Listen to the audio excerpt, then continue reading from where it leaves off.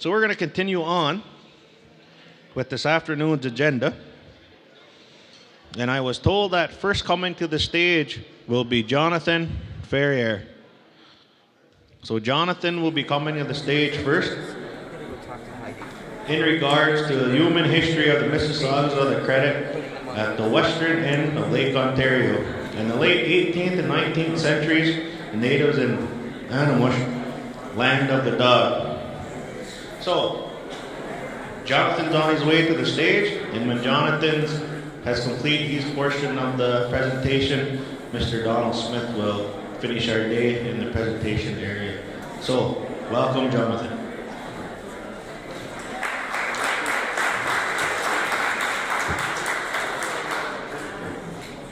Bonjour, Ani. Jonathan Ferrier, Anishinaabe and El. Mississaugas Mi'kma'ki, Unama'ki, Nokomis, Animals, Mississauga Nation, Treaty 19. Chimiigwech, I'm very grateful to be here. It's a long time coming. I'm a recent professor of biology at Dalhousie University. I've been studying medicinal plants the last 20 years. Maybe we can get the slides up there, please. So this is farmland that my grandmother would have worked on, and I'm just going to get into a story about her upbringing there in Anamush, land of the dog, Aramosa Township. And I'll explain to you how Aramosa comes from this word Anamush, which is Anishinaabe word for dog. So, next slide, please. This is where we're looking. It's just a little bit north of Guelph, just a little bit east of Fergus, and of course it's on all of those sacred headwaters of the rivers. But before next slide, please. I'd just like to acknowledge Mississauga Nation and really admire the creativity that you show around the waters, the forest, the muskets, where all our medicines are. And it's really quite an inspiration to see our elders at work with the Moccasin Identifier Project. And of course, living in the tall grass, quite a great showmanship of leadership. It's really quite an inspiration. I've worked with many elders over the years, and I've been carrying this medicine bag, and every time I work with medicines, I'm wearing this and wearing it quite regularly. So I think about all of these people when I'm working in the field and speaking to the plants. It's a great opportunity to learn your language speaking with the plants because they're rarely judgmental. So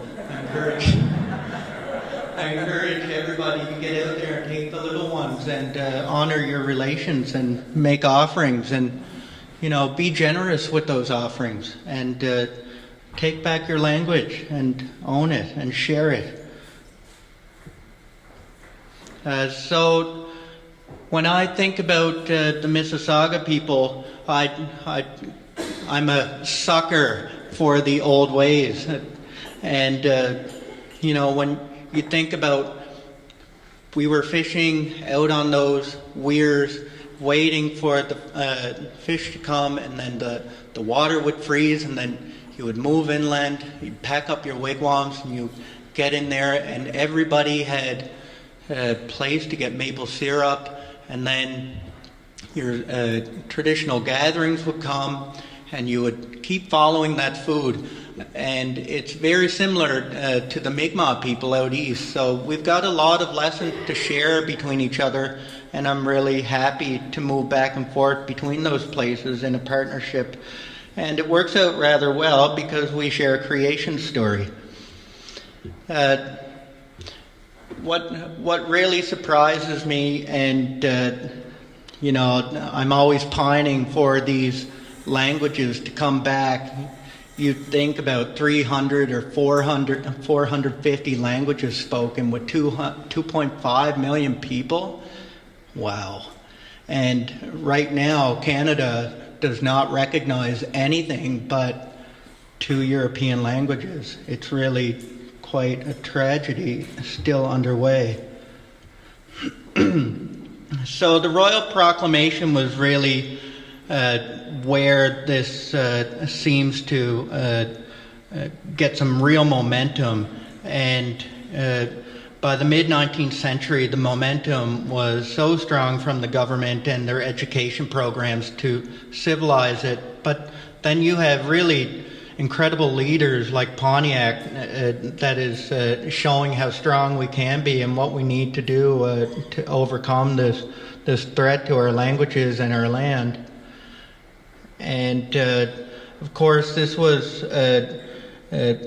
confused a little bit more further when you had the Haldeman proclamation. It really sort of tipped the balance in a way from what I'm beginning to understand from discovering my own history.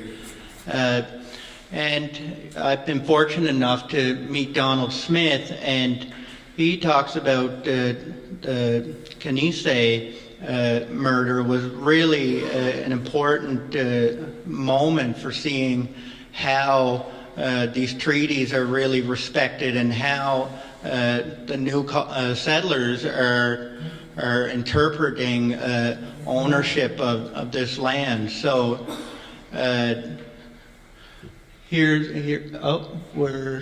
that's not my picture. Can you go back one? Yeah. So yeah, ahead. Right there. So that's Kinesis or Wabakanine. So we're not really sure who it is, I guess, at this point. When I was showing my family this, my elder said, "Oh, how did you know how to draw a picture of your great-great-grandmother?" And I said, "Well, that's not her."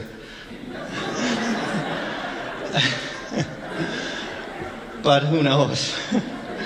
Next, please. So this is the old territory as I feel it, and I really do feel it. And you can see Fergus there is just on the outside of this land of the dog, Anamosh, just a little bit to the west. And you can imagine you're used to coming fishing and collecting your fish from the weirs, and then you see these monstrous colonial homes with a set of guns and everything else pointed at you. You can imagine the isolation you would begin to feel at the moment when you can't collect your fish. And I can't imagine being these two natives coming out of the bush here and just seeing that. It'd be total devastation. It's an impenetrable fort in a way. So I started looking into the land use of Eramosa Township, and the nice thing about the text is that they're all getting digitized, as some of the previous presenters were showing it. And here it says that before 1819, this area was part of the hunting grounds of the Mississauga Indians. And with that came this word that he recorded, Unemosa, meaning dog. So that's what I found in relation to this area, and I think it's important because it gives an Anishinaabe word for the land. Next, please. So the Heritage River Inventory and the Grand River Watershed Coalition, I guess I'll call it, was helpful in me sort of understanding the area of my grandmother's territory. And, it was really quite shocking to start to begin to think that Jones was going and asking the European settler, please stop this. We're going extinct. Stop right now, please. So I feel this very strongly, this connection, because when you look at Johnson's marking of the old camps, you can see how close they are to these areas. And when you're following the treaties, what you begin to feel is that we're getting pushed in, and the trees are coming down. And all we can really do to live off the land is just keep moving back. And this box up to the left is this Fergus and Animosh area. So this is a page out of A.D. Ferrier's Reminiscences of Canada. And he's talking about a time in the early 1840s. And he's talking about Mississauga Natives in his farm area. He's making note of the squaws, which my grandmother was referred to, and squaws, witches, like these were all stories that my family was telling we had to put up with, and it was a really constant amount of fear being poured onto my grandmothers, which is really sad, and it really suppressed some of the most beautiful wisdom you could ever imagine. But it's really neat to see this because it's coming from a man that has the same last name, and I can't really call him a cousin, but he's not directly related according to my genealogic research. But he describes the people, and they sound like my grandparents, so I connected it to my story.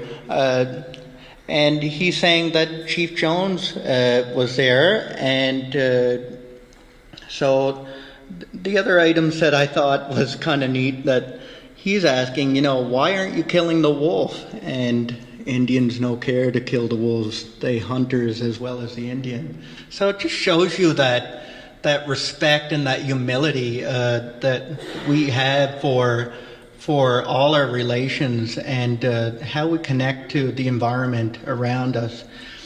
But the one thing that was really sort of important to realize is that we're back squeezed into this woodland.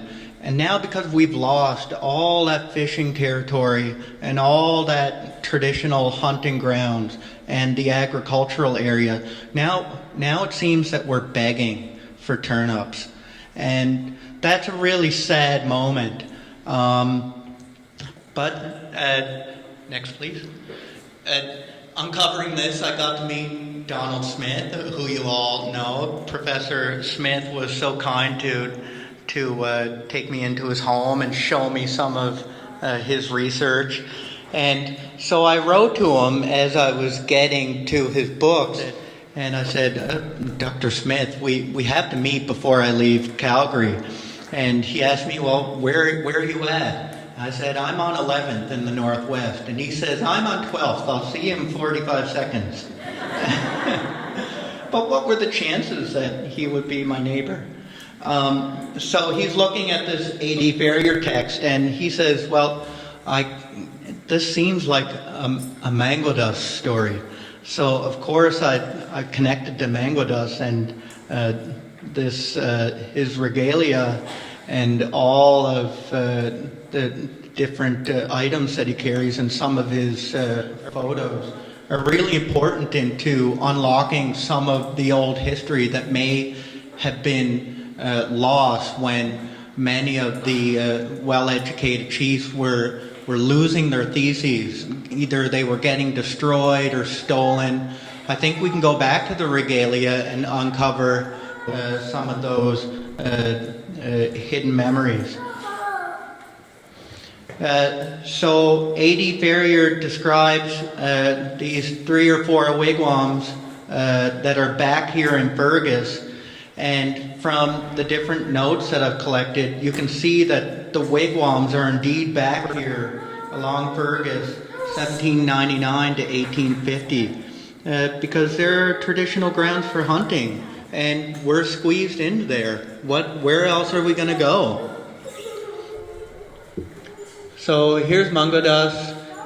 You can see that, on his regalia, you've got on his arm, you can see that these items, when I look at them, I see pictographs of plants. They look like the flowers where seeds come in, and that of course connects us to our mothers and Mother Earth. And maybe some of these three-looped pieces are the strawberry leaves. So don't quote me on that, but this is where I'm starting to look, and I'm really interested in these aspects because, well, I'm a botanist, not a historian. Next, please. And so the regalia is actually quite impressive, and if you look at the younger generations, it's quite elaborate, and there are so many stories. Like, I think I see a cedar tree or a tree of life there. We see the turtle, and so just thinking about the turtle, the 13 moons, and then the 28 days along the outside, 13 times 28, 364. It's an entire calendar, open access on the turtle's back to live your entire life by.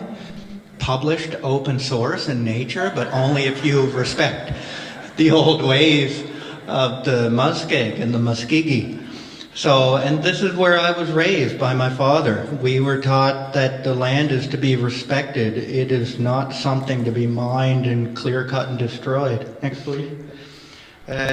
Then comes the report on Native education. The Bag Commission really did a number by focusing on religious instruction and agricultural training. Sure, that goes along just fine with clear cutting and removing us from the land. Next, please. The Gradual Civilization Act coming through. We lose legal rights to any land claims and aggressively be assimilated into the population. What happens at the same time is we've got the Underground Railroad, 1850 to 1865, and this is sort of a red outline of how it's being mapped by how the slaves are coming up into the northern part of Turtle Island. But what you begin to see is that with the advent of Canada, it's happening right here at home with my family. So you see here, this would be on the record my great-great-great-grandmother Sophia, but it's really hard to know. Was she really my great-great-great-grandmother?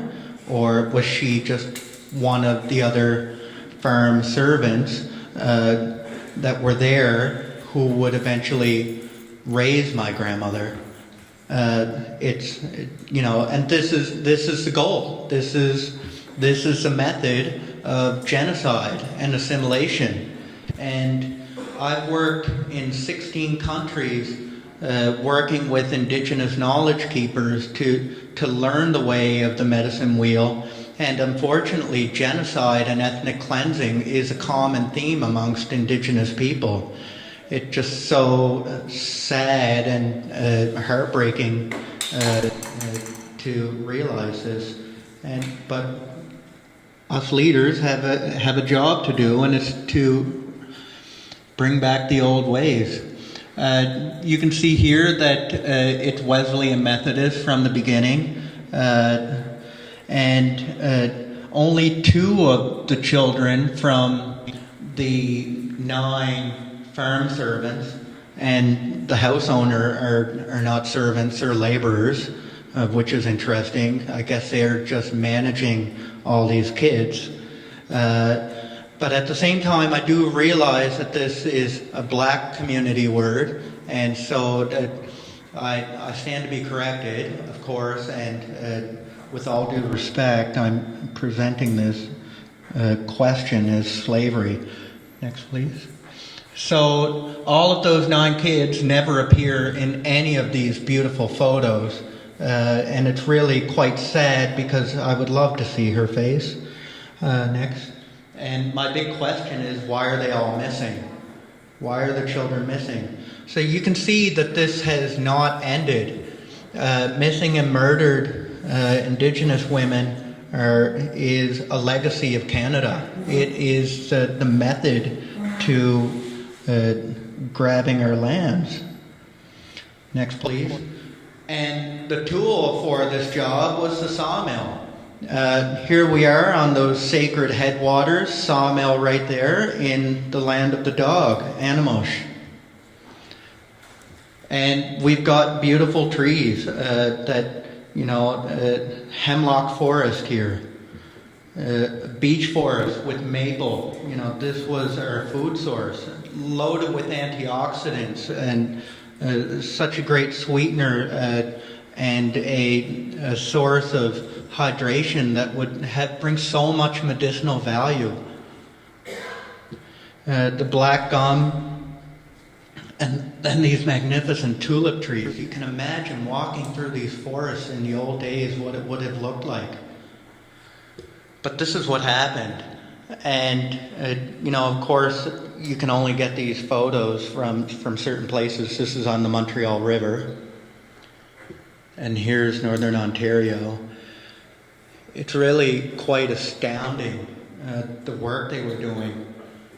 Just around my great-great-grandmother's time, these are the big, beautiful white pines that we don't see anymore. So I argue here that clear-cutting the forests in Ontario was quite similar to the buffalo of the West, quite similar to the husky dogs of the North, genocide by sawmills. So you can see that from my last census record in 71 and 81, their nations are flipped again. They really can't put a name on it. In fact, in the 71 census, they had written English, but I guess that wouldn't make sense with the dark-skinned native. So they made it Canadian. But now they're Irish. Next, please. So here's the way everybody else's birth record look. Our grandmother's looks like the one in the red box here. And involuntary enfranchisement again. And here she is. Just like A.D. Ferrier described her. And the stories I have from her are so sacred to us. She was a fantastic dressmaker. She could look you and just come back 3 months later and bring you this beautiful ribbon skirt. And, our entire family looks upon those days so fondly. Next, please. And so here's our line. My grandmother's great on the left there. My grandfather, Joseph Ferrier, and then my dad and myself. And I'm just pointing to where Grandma Alexander was, Grandma Simmons Alexander was there in the land of the dog. Next, please. So the farm owner dies, and of course we're not mentioned. Some of the others are. I'd still like to do more research around this because it's called the Sam Petty Farm, but there's no record of Sam Petty anywhere in the ownership. So maybe I just need to do some deeper research and look into some of those electronic texts that are becoming available now. But again, they're laborers, not farmers, and they're putting these children to work. Next, please. What I thought was kind of cool was my grandmother, she paid attention to the details according to what our elders tell us. And, I see it as no mistake that she wore her hair like this. In fact, what I did was I combed through all of the school pictures from the Wellington Museum. And, when you're desperate, you'll do things like this. But I love it, and because it brings me closer to them. And so you can see that they got this hairstyle that's represented very well in Professor Smith's books. So it was kind of neat to see that, so I thought I'd show a picture of it. So 2 generations of women, threatened to be lynched and called witches their entire lives. And then along comes a male, finally. And what a guy. He's shown here in the newspaper, a boxer, of course. And what a boxer. So my grandfather, he started boxing at the age of 6 in Toronto. And it was to support his mothers. And so our grandmothers looked to him as a real inspiration and hope for our family.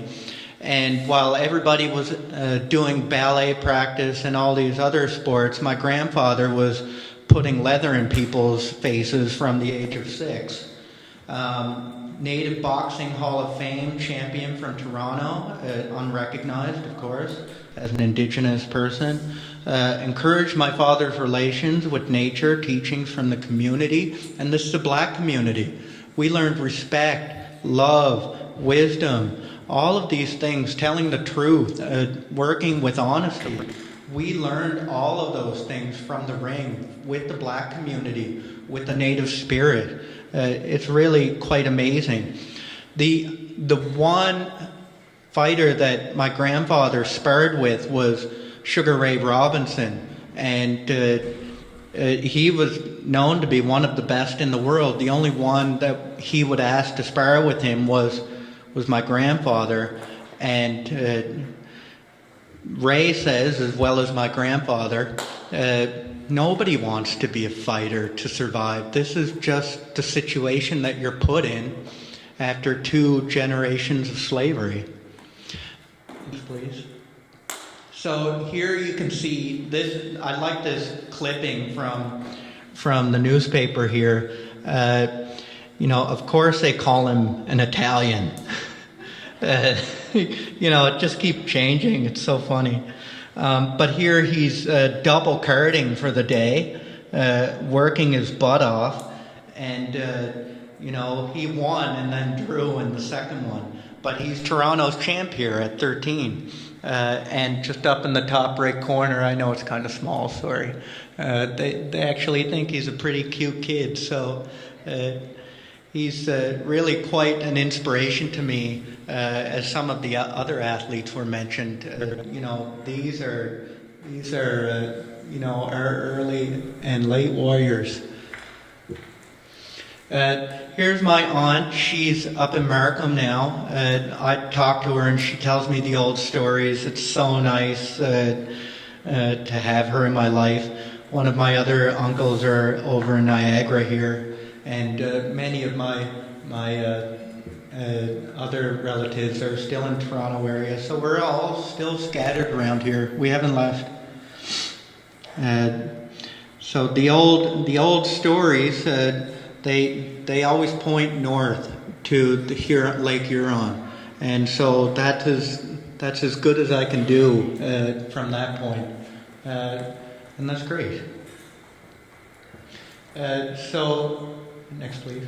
So, our elders had these consensus statements, even after they were separated for a while after my grandfather's death. And I've recorded them in typical consensus fashion. I wouldn't do it any other way, so I can get qualitative and quantitative results. Important for a scientist. But the way I feel about this is that people who do not have the privilege that I have to discover these stories and really come to understand them, these people are what scholars call to be in cultural oblivion, and I couldn't imagine a more lonelier life. So growing forward, next slide please. Thank you. I'm really working hard on connecting to our language again, Anishinaabe Moan. So my ethnobotany laboratory will be, looking at these plants from our territories, and we'll be naming them. And of course, I would love to do it with the elders of these communities, and really have an understanding of how the community would like to move forward with this new opportunity of research and discovery. Of course, native medicine is totally different from Western medicine. I argue, in fact, that in a recent Nature Ecology and Evolution publication, they said, incorporate indigenous knowledge into management. It's like, well, why don't you just remove management and just use indigenous knowledge, and we'd all be a heck of a lot better. But what they would do is they would compare in a Venn diagram all indigenous knowledge in one circle and call it totally qualitative. And then they would take another circle and compare it to ecology, Western science approach to managing the land. And they would call this the quantitative approach. And to say that indigenous knowledge is not quantitative is malarkey.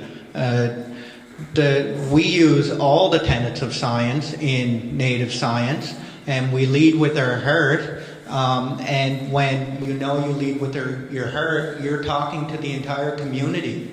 And when you listen to everybody's story and then you put that into your methodology and your ceremony, you are doing quantitative science right there. We also have the calendar, as I mentioned, and even many of our board games include division. But what's really neat is if you look up in the stars, you can even see a constellation around a black hole. There's your Department of Physics if you want. So water protection is very important to me. I use MRI magnets. I've worked with the creator of the MRI for the last 10 years. And so I can show how water has been treated. I can show what water looks like after you've planted trees or after you've cut them all down. So that's a big thing for me. Forest conservation is another one, and I've got a greenhouse, and I would love to help spread some wild rice seeds. Minnow should be in all the lakes and rivers again. And so my laboratory is a place to help us grow these old ways forward. And with that, I'd like to thank you and very much, Miigwech, for having me. And I'd be very honored to be back next year for another conference with some more ethnobotany, what I'm really good at.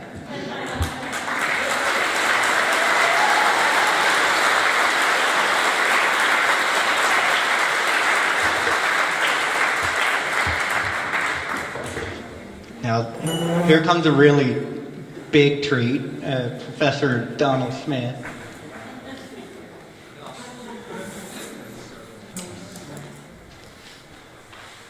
Wonderful pleasure to be here, and honestly, I'm just so excited about the 10th anniversary next year. That's going to be really something. I think I've attended all, and it learned so much. You folks are old hands at reconciliation. The world's just catching up to you. But what you've done for almost a decade is educating non-Indigenous people about yourselves. It's an incredible opportunity for us, and hats off to New Credit, Mississaugas of the Credit, for what you've done. It's really outstanding. And personally, I'd like to thank you all for what you've done for me. Since I first came here nearly 50 years ago, Frank Laforme was the chief. He brought me right in, and Maurice Laforme, successor. And then my first really good friend was Brian Laforme, later chief for many years. And my goodness, Lloyd King. And I met some members of Lloyd's family today. Lloyd was the elder, well known. The school's named after him, a fantastic friend. And I often stayed at the King's Home when I came for visits. I discovered Peter Jones, and that became my thesis, my PhD thesis, a number of years ago. My detractors remember that. They say that they refer to it as Smith on Jones, my PhD thesis. And later became a book, Sacred Feathers, and then Mississauga Portraits was a biography of 8 other Mississaugas as well, in the 19th century. And I'm working from documents. I respect oral tradition enormously. I took the language for 2 winters at the Toronto Native Friendship Centre, but I didn't really go too far. In fact, I have an opening for you, and the native speakers will be able to determine my fluency from what I say, my 10, 15 words. Ani Anishinaabe, Bojo Anishinaabe, Don Dijnikas, Nidaba Jim. No doubt. What I was saying is, I introduced myself, said my name was Don, and I had something I added, and that was, I want to tell you something. Now. And I've got 24 minutes. Thanks, Jonathan. Great warm-up. Jonathan was very precise, sharply focused. I'm going to be much broader. I'm going to stick with what's familiar with me, the 19th century. And we're going to go back, and so be a broad picture. I've got 25 slides, and we're going to begin. But just before my acknowledgements, certainly Brian LaForme, his family, Lloyd King and his family, but 2 incredible women that, in my opinion, deserve to be lauded to the skies. And one you've heard today, this afternoon, and the other is legendary. Carolyn King, my gosh. Carolyn has been so fantastic to me. And with the 3rd person, we've made many visitations when the book was coming out and all. And Carolyn King has all this fantastic help, and Luke Watson, identifier, all the things that Carolyn's done. It's taken an hour to tell you, and still doing them. And the other person is the woman who spoke to us. Margaret Salt. Sorry, Margaret, put you on the spot. This woman, she opened up to me her notes, and she's been doing the research for years. This is way back. And in those days, Margaret typed out the records. Typed them out. Only later was the Xeroxing coming in, photostating. That's how far back it goes. Open doors. And I shared with her. She shared with me. And miigwech, gitchi miigwech. Margaret, it's a friendship with you and Carolyn that goes back, 3rd century. So, thanks for the credit. And just like to, honestly, I'll show you the slides, just teasing you. I just wanted to say, spontaneous comment. I thought, Brent, your talk on the Anishinaabe country on the north shore of Lake Huron, and I told you this, I had an opportunity to do so just about an hour ago. I honestly thought, I'm easily hallucinatory, that Peter Jones was speaking, and he was talking about this area in the early 19th century. The way Brent described it, the way the culture is being continued, the use of the land, the language, his experience with the elders, and I know it's a very rare experience today, but that was incredible. Really thank you, because it was just living. You live this. He's got both worlds, academic and got the oral tradition. I think, I'm sorry, I'm just blown away, and I shouldn't be singling you out over anyone else, but I'm doing it. I'm retired, I say anything I want. Almost. Check still comes. Don't have to mark papers, don't have to go to meetings. Check still comes. And I want to say just one thing, and I'm not saying that like I'm a love affair going on in Credit, okay? It's been on for almost half a century. But I'll tell you, New Credit is, from my point of view, what I do is documentary history, it's absolutely invaluable because you guys have the records. You've got what the Hurons with the Jesuits have. The Jesuits did these copious writings about the Hurons in the early 17th century. And you folks have the equivalent because you've got the Methodists, today's United Church. I'm not speaking out for the church, I'm not an evangelist, I'm not that sort at all. I'm just telling you that those records are invaluable. They were recorded over, really intensely over half a century, and they are, and with Peter Jones and his English wife who transcribed a lot of writings, you've got a cache of gold that other communities for the documentaries story will die for. And it's so unique. And so I'm so grateful. I want to also make a tribute to where this lodestone material is at Victoria College, Victoria University, the University of Toronto, in the archives. A cache of material. It's fantastic. I tried. So I discovered this cache of material about 50 years ago plus, and did my best to get more sources. But actually, for the story of the Mississauga, the story of Peter Jones and whatnot, the early years of the Great Mission, it's 80% is at Victoria. And the records are so well kept up. And the archivists there, all my papers, research notes are donated there. I encourage you to use them. They're very strict, though, I must warn you. One file at a time, that's all. Wow, I've never had such respect in my life. Wow. So, Will Robbins, president of Victoria College, is with us. Sorry, Will, never told you about this, did I? Just give us a royal wave. And Will is a successor to a friend of the Credit Mission, who lived there for a year, lived with you, worked with you, learned your language, and that man's been already referenced by Margaret. It's Edgerton Ryerson. So, well, he was the first president, and you are the whatever number it is, in a great tradition. Now, moving on. Oh yes, one thing, there's one requirement, and then I'm off, honestly. I just can't resist this one. I must warn you, when you're doing this history of the 19th century, there's a language you have to learn. I took away the great advantage. I didn't achieve that, but I did my best. Some little familiarity with it, that's all. But the other language is Methodese. What's that? That's the way the Methodists write. The Methodists are now part of the United Church of Canada. In the 19th century, they write in an extremely difficult way, very full of religion and all this kind of thing. But you just go at it, you learn Methodese, how they write, and then you can understand the records more fully. So that's just one requirement. I didn't want to down anyone's spirits, but we just have to get ready for a different era. And that's history. It's different. We shouldn't judge these people by our standards today. We have to go into their world. That's my lecture, my morality tale at the end. Now, enough. The slides. Zach and Jed, all the same. Gentlemen? Of course. It's on the screen. This is flawless. I'm totally not technological, not a technological board of my body. Excellent.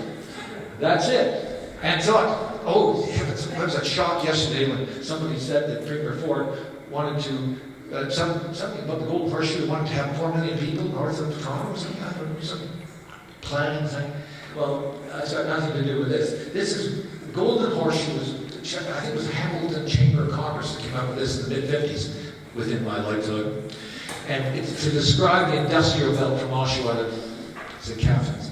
So what I call this, before the Golden Horseshoe. So this is going back 19th century. And don't worry, I know we've got 14 minutes. We're going to go fast now. Would you get visuals? Zach. Yeah, great. I love that name, Zach. This is done. Ladies and gentlemen, wow, isn't this an honor, a privilege, a delight? This man is buried in front of the church, as is Darren, your Herkimer ancestor, William Herkimer, and George King, ancestor of Lloyd King and all the King family here in this community. Well, Joseph Sawyer he's the beginning, and in the 19th century he was head chief, and so he's the center. We have this wonderful portraits in the Toronto Reference Library. We'll start with him, because we've got an image. And his Mississauga portraits, I begin the book with a sketch of Joseph Sawyer. Next, please. Sloping Skies, his name is translated in English. Quick review, remember now, we're just picking up speed. This is the map showing the Ojibwe territory.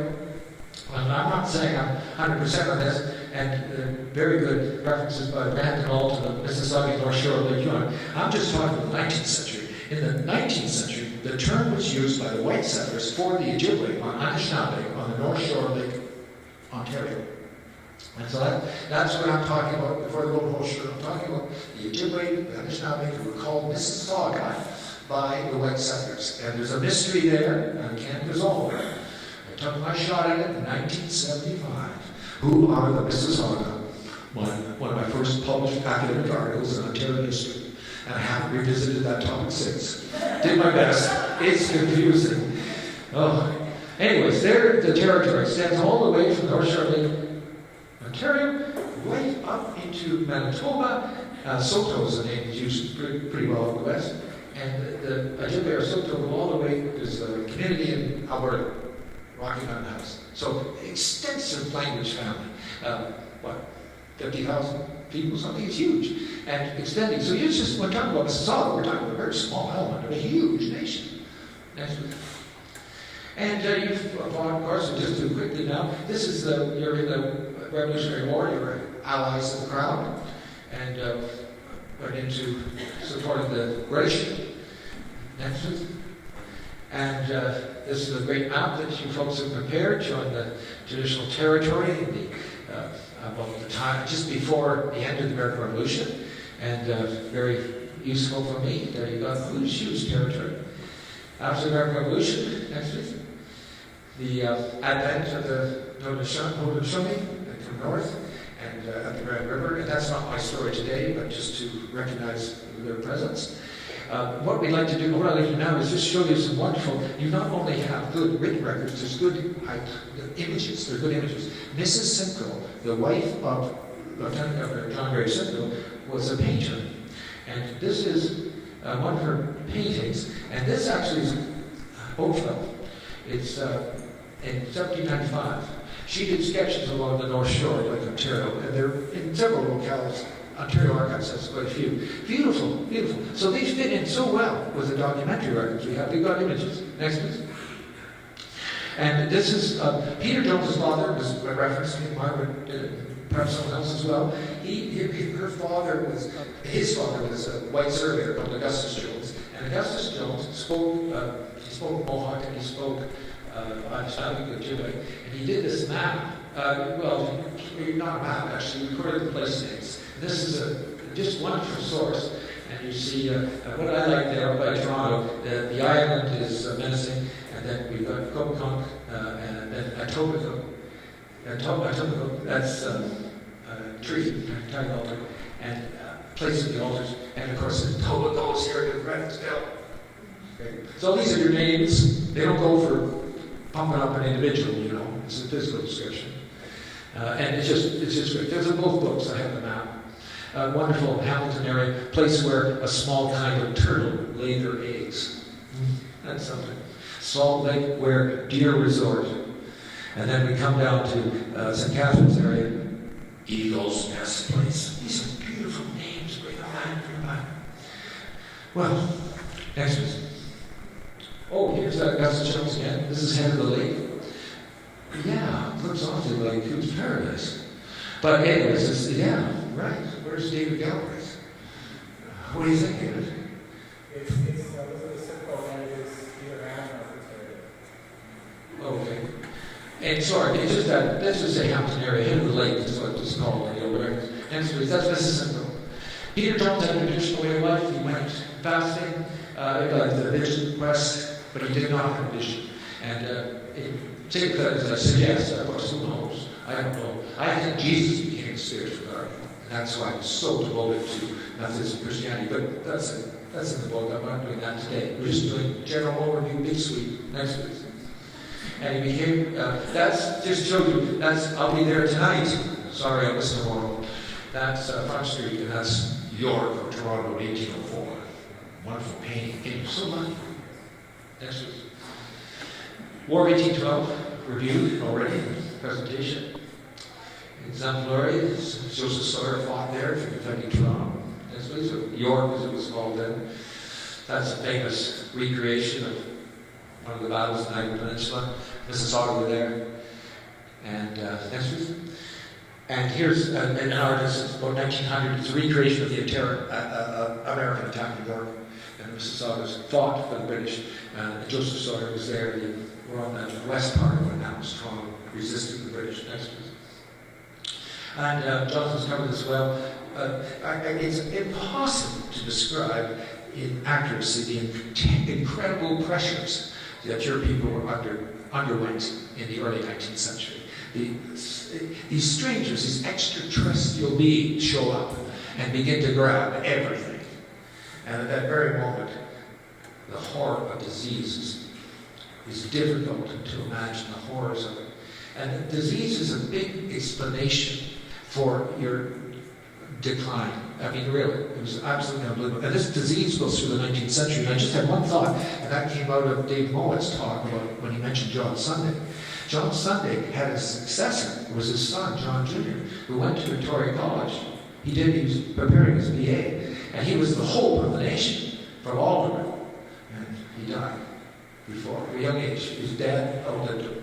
And there was the hope of the Alderman people. So I'm just saying, disease is a big factor here, but it's also all these people that come. Well, you talk about these migrants, I don't know, what, 40,000 migrants have come to Canada in the last year or something? Well, we're about 1 million people coming within 15 years. That's what happened in Upper Canada from the late 1820s to the end of the 1840s, the end of the 1830s. 1 million people come, and the population is 120,000, and then suddenly 1 million people come in 2 decades, or less than that.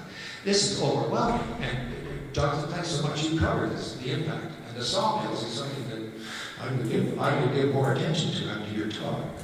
So, incredible resistance, and the fact you survived, oh my goodness, it was predicted you wouldn't. You look at those records that we've been introduced to, that Heidi was telling us about, and boy, pessimism all the way through. And yet, you grab hold of this methods, and I'm no way suggesting you're selling out the old ways. You can't change your culture overnight. My heavens, you're still understanding. But you become members of this and see core values and Methodism and Christianity, carry on, learn how to farm. And look, we're here now. It's great. So keep going here. Next, please. Oh, how do you like that one, Jonathan? That's your story. That's C.W. Jeffries, the historical illustrator of the early 20th century. And just, horrific. Next please. And here he is, Peter Jones. From Victoria College. There's a wonderful image of it. Next please. And the Methodist, well, as I say, you got to learn Methodese. I mean, to go full route, you can do it now. But to get the full impact of it, you got to read about camp meetings. These are 5-day religious gatherings, fiery gospel, and sermons, and hymns, and well, that's where Peter was converted at 5 days. And actually, this place was right by the Hamilton International Airport at Ancaster. Next, please. So he was converted. They built a village. Hats off. And this is now the Mississauga Golf Country Club. They're on that territory, and bless their heart, that area has been saved. I mean, they're like, not, sorry, you don't have that's certainly awful.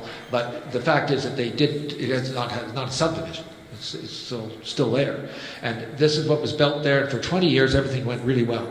Like you started to farm and learned how to adjust. You had to get a bridge into the new world. Next, please. Learn English. Folks got English names.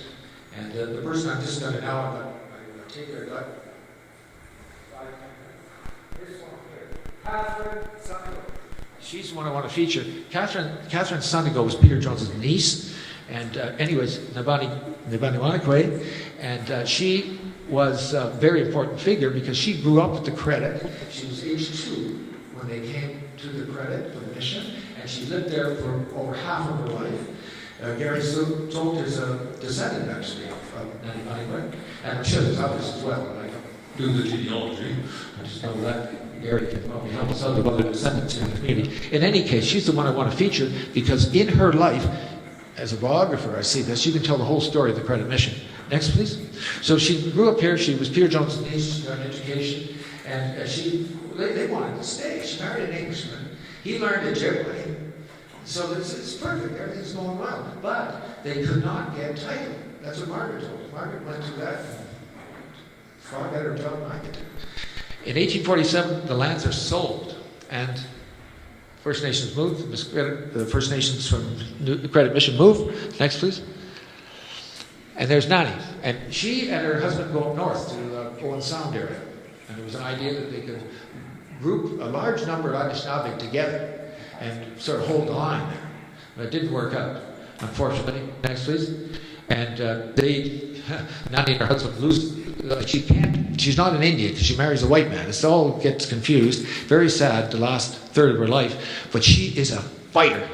And she takes her case, plus a land claim from Cape Crow area, to England. Imagine that. And she's pregnant. She's like 6 months pregnant. And still, she's going to take a petition to Queen Victoria. And to raise money, she speaks on the way. Quakers. The Quakers back her up. Quakers are wonderful people. And the Quakers have meetings and they raise money. And that's in New York. She gets cash to go across the Atlantic. The Quakers in England help her. Next, please. This is a wonderful story. Sails to England. Next, please. And it's incredible.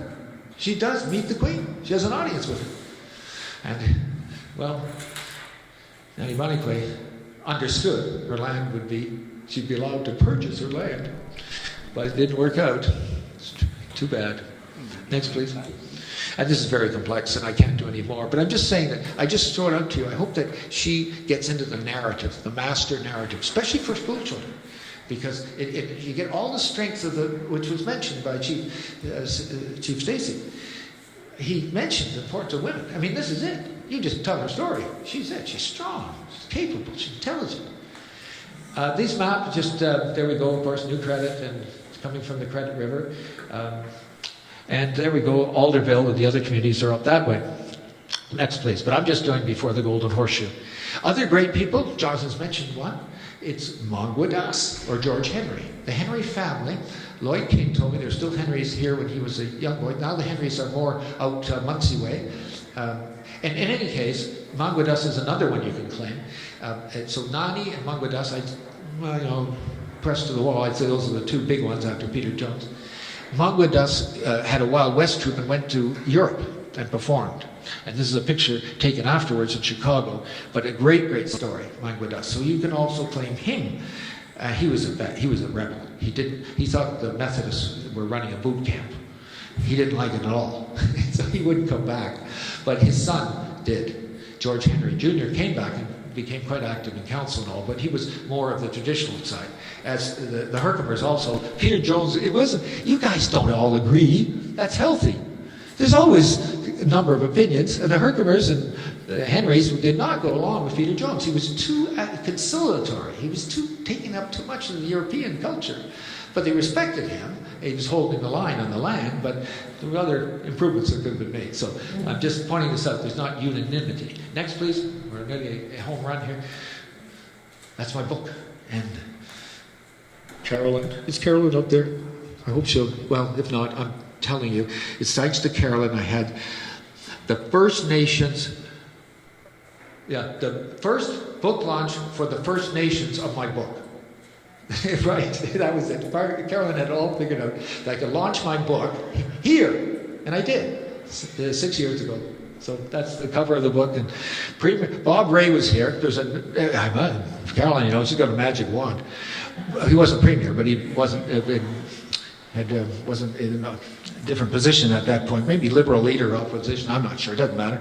All I know is that I did not wear my glasses for the book signing. Oh. Terrible. I think if he kept the book, he bought one, I think he's going to think I was illiterate because it's like somebody can't see. I didn't have my glasses. What am I going to do? Say, come back in 5 minutes? Hardly. So I did it, and who knows where it is now. He's done such fantastic work for the First Nations since in northwestern Ontario, which is such a troubled area. Next, please.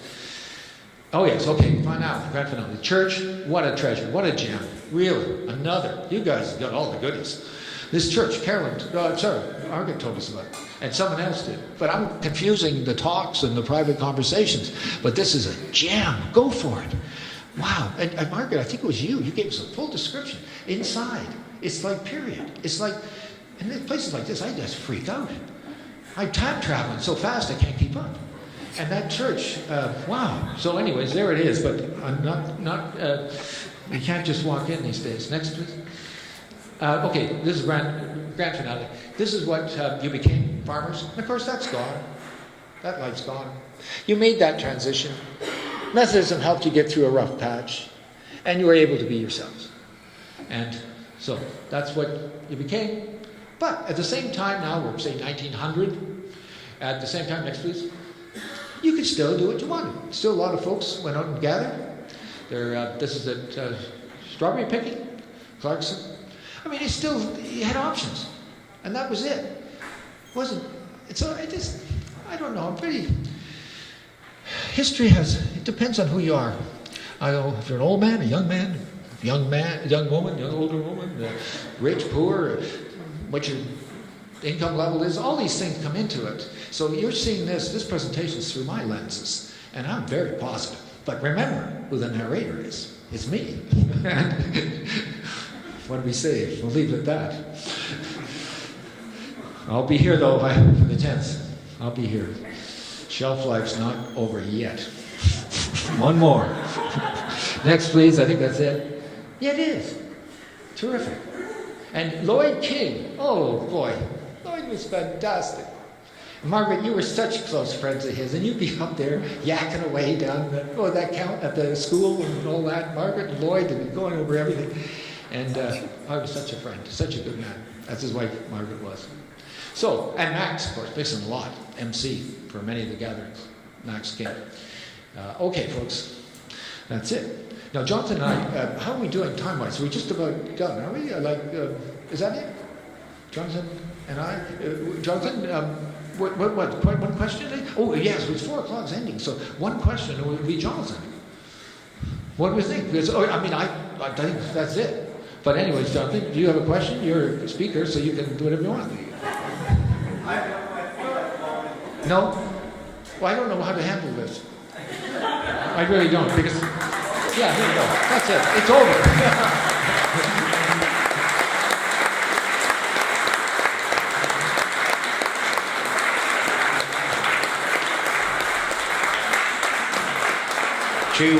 Chief Mingwick, Mr. Donald Smith, and Jonathan on such a great, in-depth, informative information in your presentation. So on behalf of the organizing committee, we would like to present gifts. First one to Jonathan, and one to Mr. Donald Smith. Chief Mingwick.